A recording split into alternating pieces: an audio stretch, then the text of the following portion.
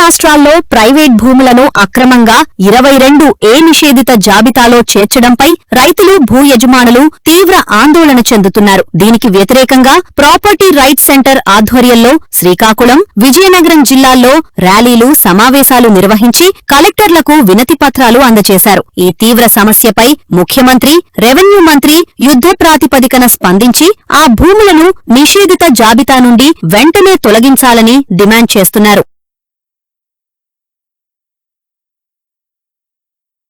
ఎంకిపెల్లి సుపిచావుకు వచ్చిన సందర్భంగా ఇప్పుడు 2 తెలుగు రాష్ట్రాల్లో కూడా డోలాయమాన పరిస్థితి అయితే నెలకొంది. ప్రత్యేకించి తరచుగా పాలకవర్గాలు తీసుకునే నిర్ణయాలు కూడా ప్రజానీకానికి, ఓట్లు వేసి గెలిపించిన ప్రజానీకానికి అయితే ఒక సంకటంగా మారిన దుస్థితి అయితే నెలకొంది. ఒకవైపు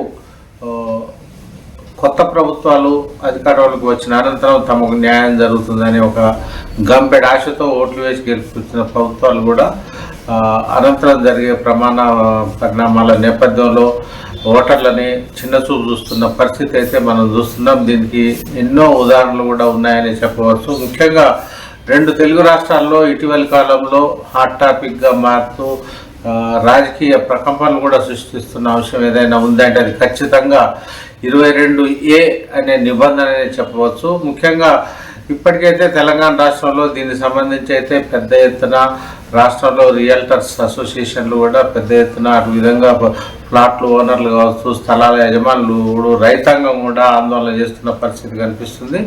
22 అదే పరిస్థితి ఇప్పుడు ఆంధ్రప్రదేశ్లో కూడా హాట్ టాపిక్గా మారింది. ఇప్పటికే అటు వైజాగ్ కావచ్చు, శ్రీకాకుళం, విజయనగరం, విజయవాడ వంటి ప్రధాన ప్రాంతాల్లో కూడా దీనికి సంబంధించి అయితే పెద్ద ఎత్తున ఆందోళన కార్యక్రమాలకైతే శ్రీకారం చుట్టడం కూడా జరిగింది. ఇది త్వరలో కూడా అన్ని జిల్లాల్లో కూడా పెద్ద ఎత్తున రైతులైతే ర్యాలీలు నిర్వహిస్తూనే ఆ జిల్లాల కలెక్టర్లకైతే ఒక వినతి పత్రాన్ని సమర్పిస్తూనే 22A నిషేధిత జాబితాలో, ప్రభుత్వ జాబితాలో చేరిన తమ భూములను వెంటనే తొలగించాలని వాళ్ళు ప్రధానంగా డిమాండ్ చేస్తున్నారు. ప్రైవేట్ భూమిని కూడా ప్రభుత్వ భూమిగా పేర్కొంటూ 22A జాబితాలో ఏ విధంగా చేరుస్తారని కూడా వారు నిలదీస్తున్న పరిస్థితి ఉంది.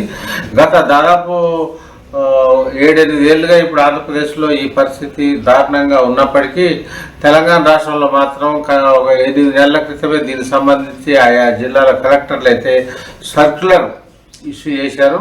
ప్రైవేట్ భూములను కూడా పట్టా భూములు అయినప్పటికీ కూడా, హాని ఉన్నప్పటికీ కూడా వాటిని 22A జాబితాలో నిషేధిత జాబితాలో చేర్చిన నేపథ్యంలోనే ఇప్పటికే రిజిస్ట్రేషన్లు కూడా బంద్ అయ్యాయి. ఎవరైనా రైతులు కూడా తమ అవసరాల నిమిత్తం కానీ, అటు ఆడపిల్లల పెళ్ళిళ్ళు చేయాలన్నా కానీ, చదువుల కోసం కానీ, ఇతరత్ర అనారోగ్య కారణాల వల్ల భూములను అమ్మే పరిస్థితి అయితే ఇప్పుడు లేదు. అది రిజిస్ట్రేషన్ సబ్ రిజిస్టర్లు కూడా నిలిపివేసిన పరిస్థితులు ఉన్నాయి. దీనికి ఏమైనా అంటే అది ప్రభుత్వం నుంచి ఉత్తర్వులు వస్తే తప్ప తమ రిజిస్టర్లు చేయలేమని కొందరు సబ్ రిజిస్టర్లు చెప్తున్నారు. మరికొందరు సబ్ రిజిస్టర్లు అయితే కలెక్టర్ నుంచి ఎన్ఓసి తెస్తే మాత్రం చేస్తామనే పద్ధతిలో చేస్తున్న పరిస్థితి ఉంది. ఈ నేపథ్యంలోనే పెద్ద ఎత్తున కోట్లాది రూపాయల్లో అవినీతి సొమ్ము చేతులు మారుతున్నారనే ఆరోపణలు కూడా వెల్లువెత్తుతున్న క్రమంలోనే ఆంధ్రప్రదేశ్లో మాత్రం ఇప్పుడు మనకు ఒక విపరీతమైన పరిణామం కనిపిస్తుంది. దీనికి సంబంధించి రైతాంగం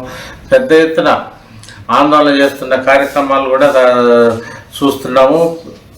ఆంధ్రప్రదేశ్లో అయితే 22Aలో పేర్కొన్న ప్రైవేట్ భూముల లిస్టును యుద్ధ ప్రాతిపదికన తొలగించాల్సిందేనని ప్రాపర్టీ రైట్స్ సెంటర్ పేరుతో ఒక కమిటీ మాత్రం ఏర్పాటు జరిగింది. ఆ ప్రాపర్టీ రైట్స్ సెంటర్ పేరుతోనే ఇప్పటికే విజయనగరంలో కానీ, శ్రీకాకుళంలో కానీ, త్వరలో విశాఖపట్నంలో కానీ కార్యక్రమాలు అయితే ఊపందుకుంటున్నాయి. ఎక్కడికక్కడ రైతులతో సమావేశాలు నిర్వహించడంతో పాటు మరోవైపు ప్రెస్ మీట్లు నిర్వహించడం, ర్యాలీగా వెళ్ళి ఆయా జిల్లాల కలెక్టర్లకు వినతి పత్రాలు ఇవ్వడం ఒక ఆనవాయితీగా పెట్టుకున్నారు. ఏ జిల్లాలో ఎక్కడైతే ప్రైవేట్ భూములను 22A జాబితాలో చేర్చారో ఆ జిల్లా కలెక్టర్లకు ఇచ్చే వినతి పత్రాల్లో అక్కడ స్థానిక భూముల వివరాలను కూడా ఉదాహరణలుగా పేర్కొంటూ ఈ మన ప్రాపర్టీ రైట్స్ సెంటర్ మాత్రం ఒక నిర్మాణాత్మకంగా అడుగు ముందు వేస్తుందని చెప్పవచ్చు. దీనికి సంబంధించి అయితే ప్రముఖులు కూడా దీనికైతే మద్దతుగా నిలుస్తుండడం కూడా మరొక విశేషం. ముఖ్యంగా రిటైర్డ్ ఐపీఎస్ అధికారి ఏబి వెంకటేశ్వరరావుతో పాటు ప్రముఖులు కూడా దీనికి మద్దతుగా నిలడమే కాకుండా క్షేత్రస్థాయిలో పర్యటించడం అనేది మరొక అత్యంత ప్రాధాన్యత కలిగిన అంశంగా కూడా భావిస్తున్నారు. దీంతో రాష్ట్ర ప్రభుత్వంలో ఒక కదలిక చేసిన ప్రాపర్టీ రైట్స్ సెంటర్ మాత్రం ఆయా జిల్లాల కలెక్టర్లకు అయితే దీనికి సంబంధించిన ఒక వినతి పత్రంలో డీటెయిల్స్ కూడా వారు స్పష్టంగా పేర్కొనడం జరిగింది. ఇప్పటికే తాము ఆయా జిల్లాల కలెక్టర్ చొరవ తీసుకోమని కోరుతున్న నేపథ్యంలో కలెక్టర్లు కూడా దీనికి సంబంధించి ఒక నిర్ణయాన్ని ప్రకటించలేని పరిస్థితి కూడా ఇప్పుడు మనం చూస్తున్నాము.